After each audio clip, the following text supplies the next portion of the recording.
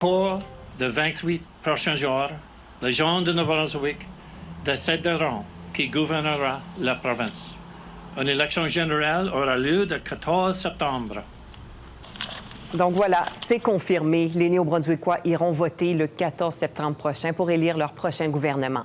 Donc après des semaines de rumeurs, ces négociations aussi la semaine dernière avec les autres partis, Blaine Higgs a finalement décidé de déclencher des élections générales.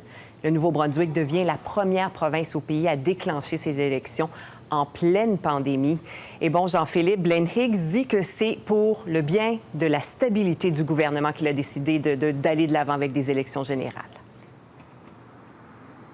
Oui, parce qu'après 2 années de gouvernement minoritaire, Karine, Blaine Higgs souhaite se donner les coups des franges pour les prochaines années. Il dit que l'échec des négociations la semaine dernière l'ont mené à faire le choix des urnes aujourd'hui. Alors, le Nouveau-Brunswick connaîtra une campagne électorale de 28 jours. C'est la durée la plus courte prévue dans la loi électorale du Nouveau-Brunswick. Et donc, les journalistes ont demandé aujourd'hui à Blaine Higgs qu'adviendra-t-il si jamais pendant cette campagne, il y a d'importantes éclosions de COVID-19 dans la province. Alors, le premier ministre sortant a répondu qu'il pourrait utiliser la loi sur des mesures d'urgence pour suspendre la campagne.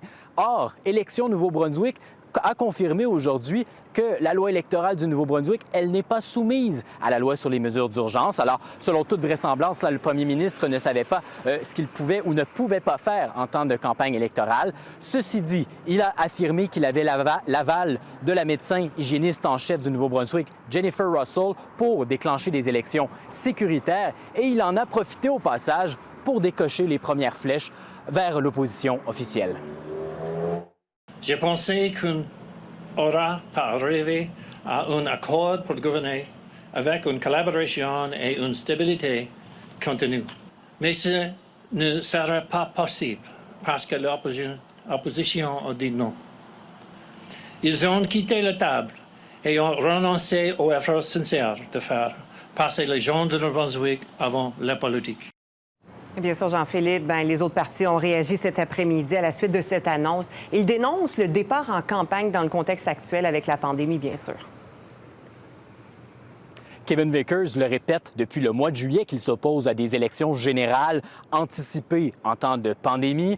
Ceci dit, il se dit très confiant de pouvoir avoir les 49 candidats nécessaires pour représenter chacune des circonscriptions de la province lors de ces élections.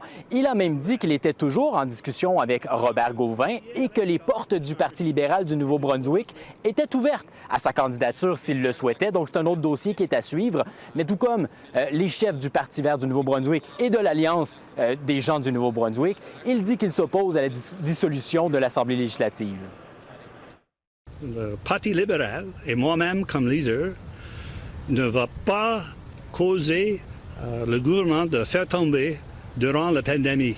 Parce que pour moi et notre parti, c'est tout à fait irresponsable pour le premier de lancer une élection générale.